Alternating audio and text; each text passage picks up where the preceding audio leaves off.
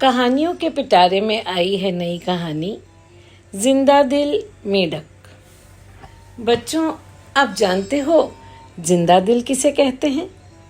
जिंदा दिल वो होता है जो हर परिस्थिति का सामना हिम्मत और साहस के साथ करता है और खुश भी रहता है, परिस्थिति चाहे मुश्किल हो या आसान।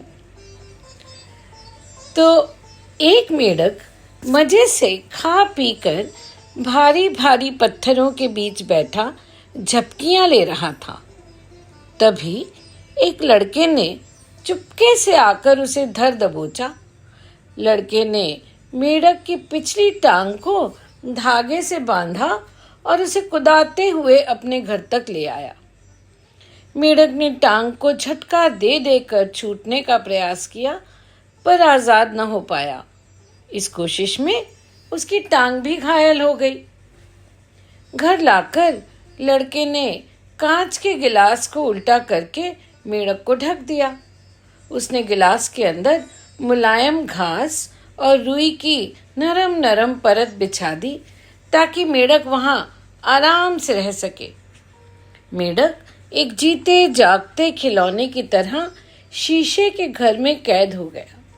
रात भर मेढक शीशे के घर से बाहर निकलने की कोशिश करता रहा, पर सफल न हुआ। सुबह होने पर थका और घायल मेढक बड़ी मायूसी से खिड़की के बाहर देखने लगा। चींटियों की एक लंबी कतार बड़ी तेजी से अनाज के दाने उठाए चली जा रही थी। आह, कितनी स्वतंत्र है ये! मेढक अपनी बेचारगी से खिन्न होकर रोने ही वाला था कि एक भारी भरकम मक्खी गिलास पर आ बैठी।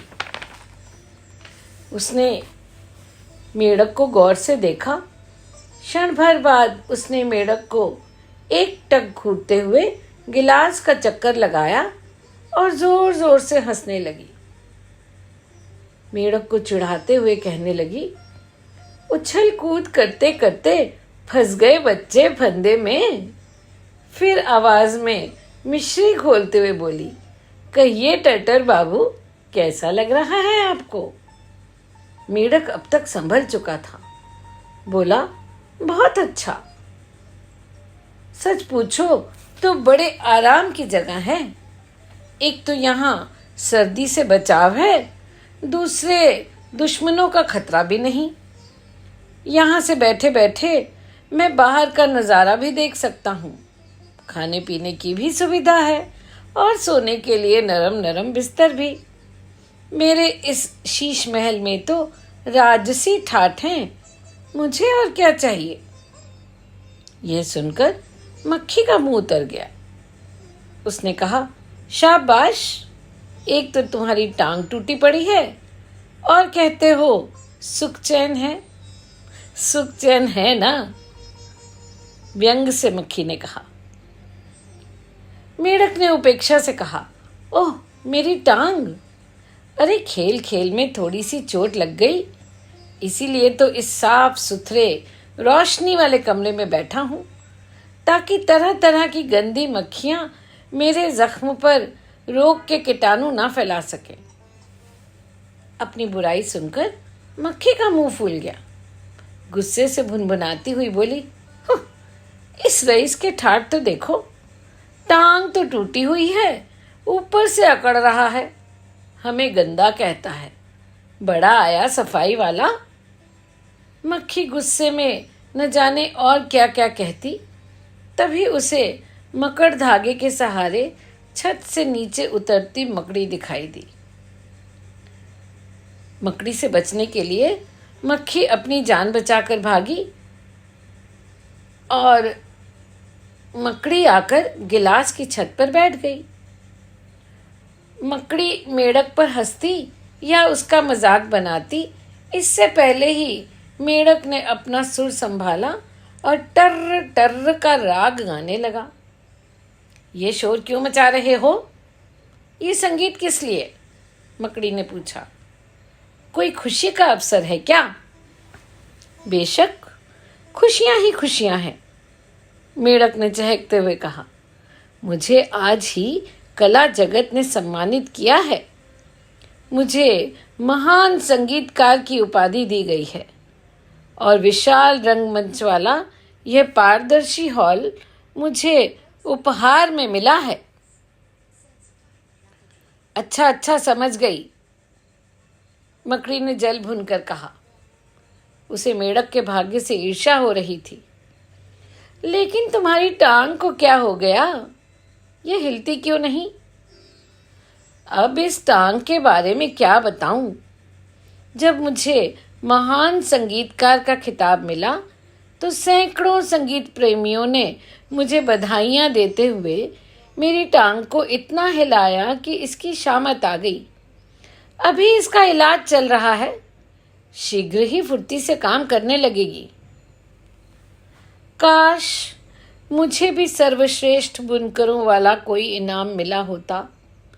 मेरी इस अनोखी प्रतिभा को अब तक किसी ने नहीं सराहा।